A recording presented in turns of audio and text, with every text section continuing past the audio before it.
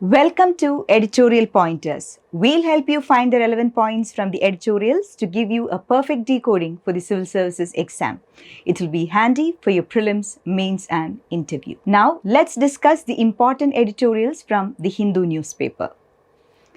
Holding TNCs accountable, bilateral investment treaties can be harnessed in this effort. So, this article is all about the transnational corporations and various bilateral agreements. The UN Working Group on Human Rights, Transnational Corporations and Other Businesses has published a new report on human rights compatible international investment agreements. So, as per this article, it says that various bilateral agreements by transnational corporations should be compatible with human rights. It emphasizes investor obligations at the international level, that is, the accountability of transnational corporations in international law. This article quotes various examples by different countries. Go through it. So, now moving on to the implications of bilateral investment treaties as far as India is considered.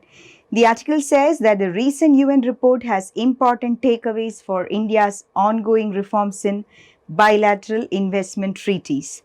India should impose positive and binding obligations on foreign investors, not just for protecting human rights, but also for imperative issues such as promoting public health. And the article also cites example of the Nigeria-Morocco bilateral investment treaty. Go through it. So the article clearly emphasizes that the bilateral investment treaties has much more to do than mere economics. The next is an article related to education. Empathy through education. Social and educational learning is not fluff. It is an important goal in education. The article has a mention regarding the National Education Policy 2020. Very important. Very frequently, many articles related to the National Education Policy are coming up these days. So make sure you are clear about the various provisions and recent changes as far as the National Education Policy 2020 is considered. So while mentioning about the National Education Policy 2020, a very important term finds some mention in this article.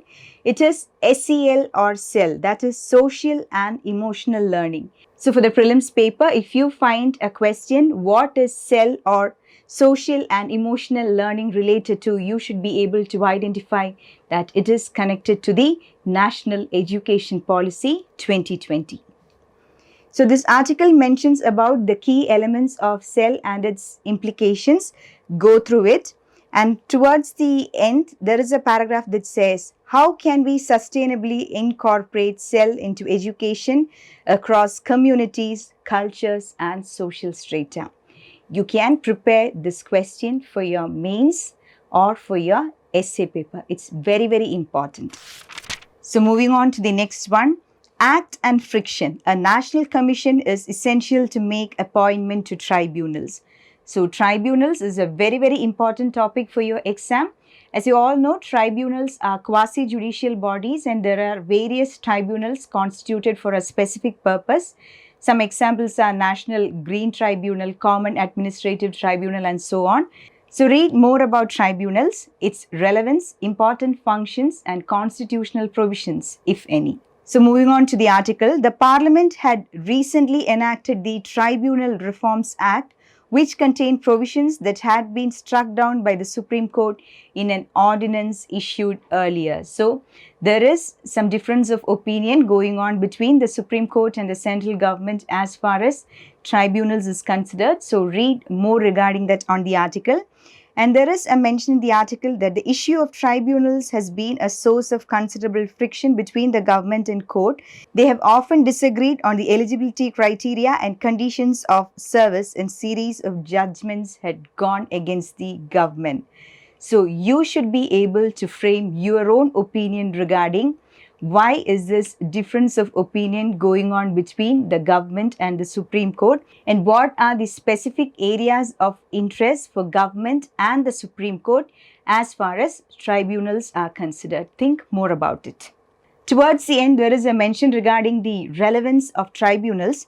Tribunals have always been seen as institutions that were a rung lower in independence as regular courts, even though there is wide agreement that administrative tribunals are required for quicker and more focused adjudication of cases that required specialization and domain expertise. So, you should be able to understand why tribunals are still relevant in spite of the existence of courts. So the next article is related to the Afghanistan issue. Picking up the threats from the Afghan rubble. Of all the countries involved in Afghanistan, India possibly has the best credentials to enable Kabul's neutrality. So this is a very, very important article. So read the article in detail. These days in editorial pointers, we are not discussing articles related to Afghanistan because we have already had enough and more discussion on it. But this article is extremely important for your exam as this article analyzes the Afghan issue from an Indian perspective. So make sure that you have a thorough reading on it. So now moving on to the editorials from the New Indian Express. The first one, fresh shot at disposing of stressed assets. So this article is all about the National Asset Reconstruction Company Limited or NARCL that has been specifically constituted for the purpose of dealing with toxic loans. The government announced a new structure to profit off what's broken at India's commercial banks. The NARCL will acquire 2 lakh crore worth toxic loans from banks paying 15% cash upfront followed by 85% sovereign-backed tradable security receipts. So various initiatives have been taken by the government over the years for the restructuring of toxic loans and non-performing assets. So before you study in detail about this newly constituted entity, you should definitely have an understanding of what were the previous initiatives undertaken by government as far as the NPAs are considered. Only then you can have a comparative analysis regarding the two and how far this new entity is going to be successful. This article also mentions about a clear distinction between the earlier initiatives by the government and the newly proposed NARCL, that it is a much faster way for banks to get rid of stressed assets without fretting over the resolution or liquidation process and instead focus on core banking. So this is not just the only distinction between the earlier initiatives and the newly proposed one. So try to find out more differences between the earlier initiatives and the newly constituted one. So a clear comparative analysis of both will help you to write a good answer for your mains. So the next article is related to multilateral power game in the region. It's all about various regional cooperations. You all know that Prime Minister Narendra Modi had addressed the Shanghai Cooperation Organization meeting. So in that meeting, Afghanistan was a serious issue of discussion.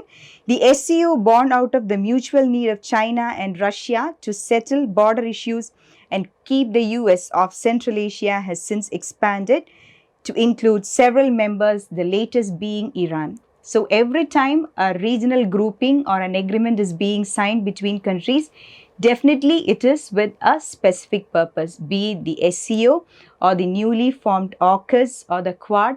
Every regional grouping has got a specific purpose. So when you read about various international groupings like this, make sure that you have an understanding regarding the core purpose of every regional grouping. So as far as the Afghan issue is considered and its serious repercussions for India, the article says, China massing its troops on the Indian borders and Pakistan eager to use its newly acquired strategic depth in Afghanistan for the detriment of India. Very, very important. So every time you read about the Afghan issue and various aspects related to it, make sure that you are able to analyze how it is affecting India's interests. So the article also mentions about the forthcoming Quad Summit, very, very important.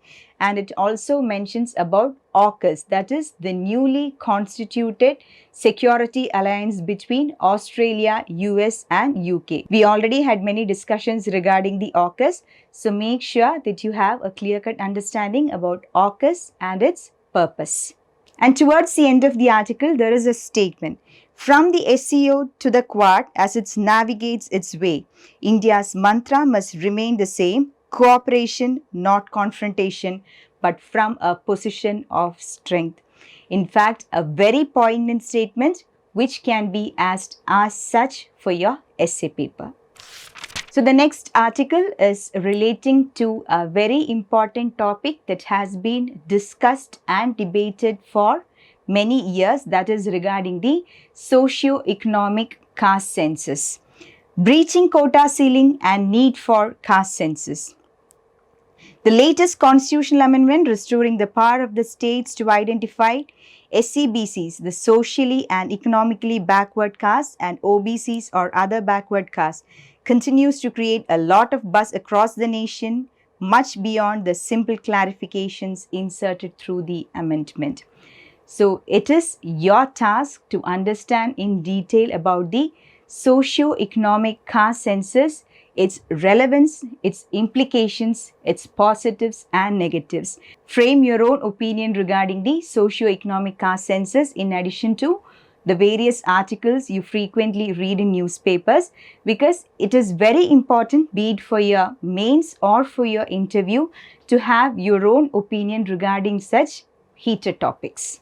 So the article mentions about Indra Sahni and others versus Union of India, a very important judgment. So try to read more about it. And it also mentions about some of the important articles from the Constitution, that is Article 335, Article 16.1 and Article 16.4. Make sure that you are able to identify how these articles are related to the implementation of socio-economic caste census. This article also mentions about some important polity concepts, that is adequate representation and proportional representation. Try to find out what these are, the difference between the two, and find which of these is followed in India. So this article altogether gives an impression that no legislation can bring substantive benefits to the OBCs and SCBCs unless we ascertain who these benefits will accrue to and how many of them will need to be covered under its ambit. The government must incorporate a separate column for the enumeration of OBCs and SCBCs in the forthcoming census. So though this article arrives at such a conclusion, it is your duty to analyze the issue of socio-economic caste census from your own perspective. Thank you for watching, and this was Editorial Pointers.